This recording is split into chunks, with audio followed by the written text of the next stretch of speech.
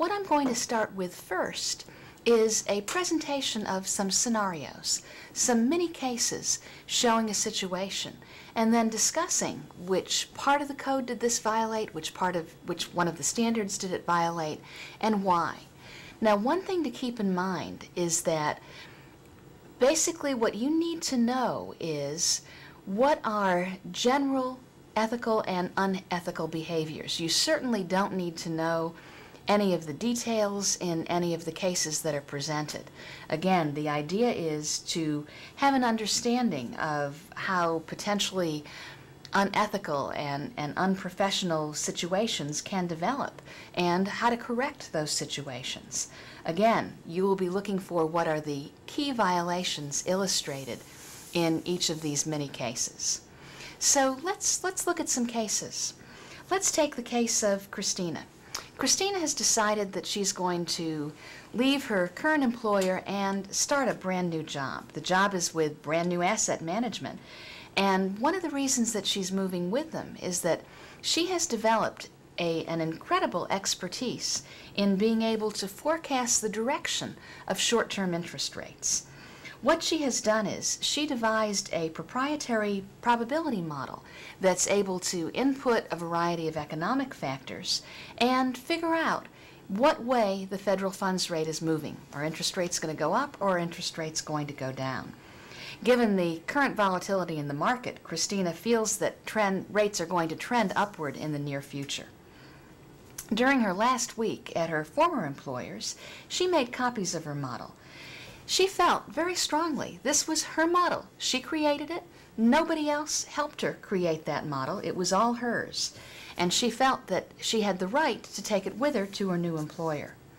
During her first week at her new employer, the firm's legal team and ethics counsel paid her a visit to explain what the ethics code was at her new firm.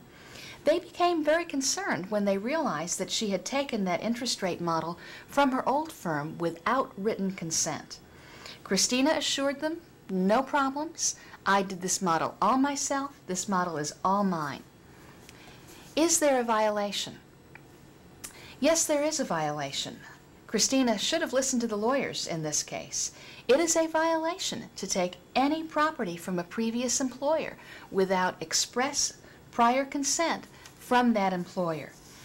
And again, any kind of written consent would have been fine. It could have been a fax, it could have been an email, it could have been a formal letter.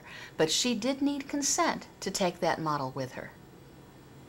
Let's look at another case. Harry is a portfolio manager with a buy-side investment firm. He also sits on the board of directors of a very well-known biotech company called HGR Incorporated. He's a very well-respected manager and has a very conservative style of producing very reasonable asset appreciation over a very long-term horizon.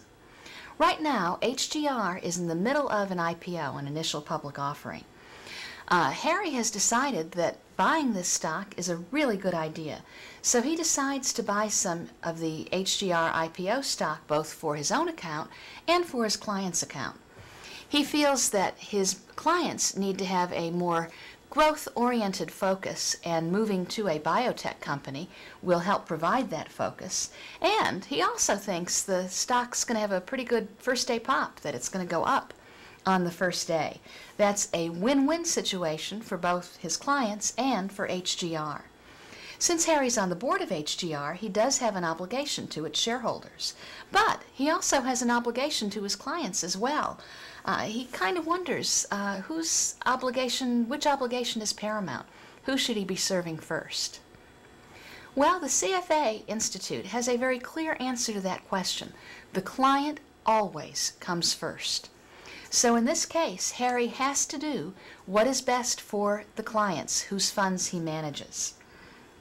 He has a duty to his employer as well. He certainly has a duty to the shareholders at HGR, but overall and overwhelmingly, he has a duty to his clients first.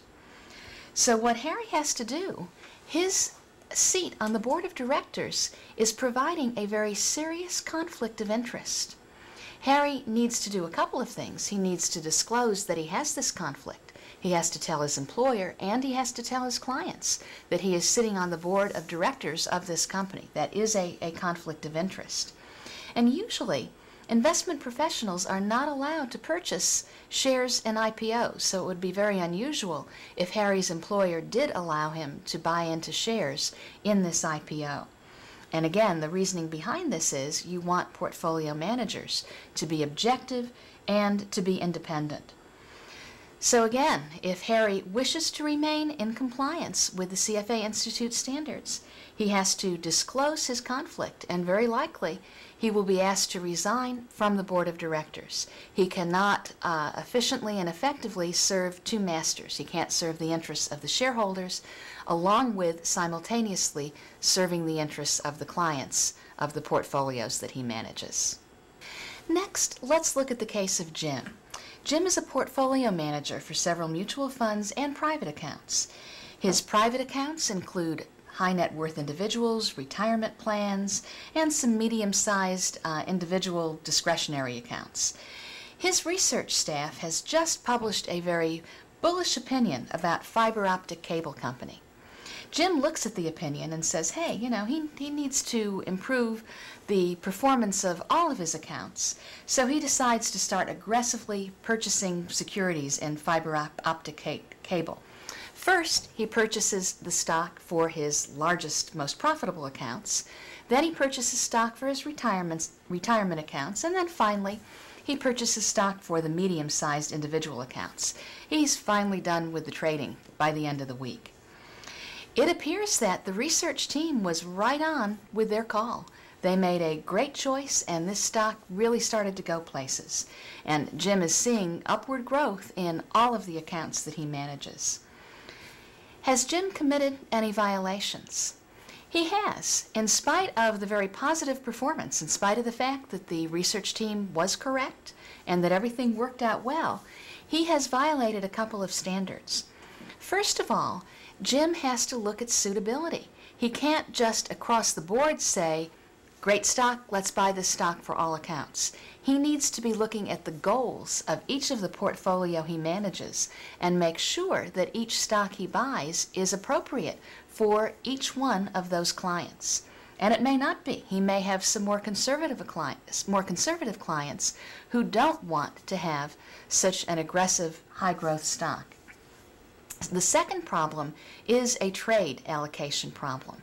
Jim has traded on behalf of his most profitable accounts first and his least profitable accounts last. That's wrong. He needs to treat all of his clients favorably. He can't say, yeah, I'm going to get a good price for my best clients first and not worry about my less profitable clients. So again, Jim has committed several violations. He needs to treat his clients fairly, and he needs to look at the suitability of investments for all of his clients. Let's look at the issue of suitability in a little bit more detail. Nelson is a financial consultant, and he has a lot of small mom-and-pop businesses and a lot of individual accounts. During the past few weeks, he has been seeing some pretty pessimistic outlook reports from various Wall Street firms. In addition, the business press has been indicating that the market is overvalued. All of the reports unanimously are predicting bad times ahead, a dramatic fall in stock prices. In particular, NASDAQ stocks are expected to decline up to 60%, and even blue chip S&P stocks are expected to decline a considerable amount. Nelson goes home that night, and he has a really rough night.